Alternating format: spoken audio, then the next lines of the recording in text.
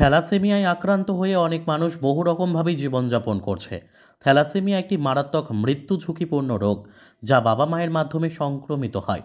তবে চিকিৎসকদের দাবি, থ্যালাসেমিয়া আক্রান্তরাও আর 5টা মতোই বাঁচতে পারেন।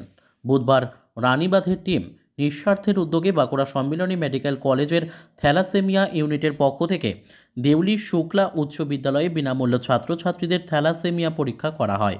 এদিন মোট 120 জন ছাত্রছাত্রীর রক্ত নমুনা সংগ্রহ করা হয়। রোগমুক্ত দেশ গড়তে মূলত ছাত্রছাত্রীদের সচেতন করার মূল উদ্দেশ্যেই এই কর্মসূচি বলে জানা গেছে। প্রধান শিক্ষক থেকে শুরু করে অন্যান্য শিক্ষক শিক্ষিকা সহ ছাত্রছাত্রীরা খুবই খুশি। বাঁকুড়া থেকে আব্দুল হাইয়ের রিপোর্ট, আমাদের টিভি।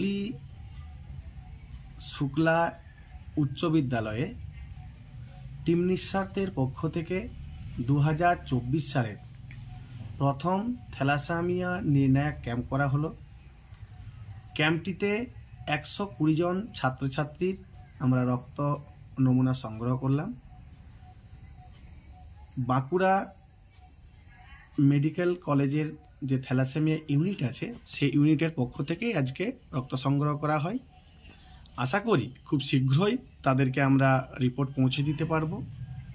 টিম নিঃস্বার্থের যে মূল উদ্যোগ, প্রত্যেকেই যেন বিয়ের আগে অবশ্যই থ্যালাসেমিয়া টেস্ট করান, সেই বিষয় নিয়ে আমরা প্রত্যেক মাসেই একটার পর একটা স্কুল বা গ্রাম বা ক্লাবের মাধ্যমে টেস্ট করানোর কাজটা চালিয়ে যাচ্ছি।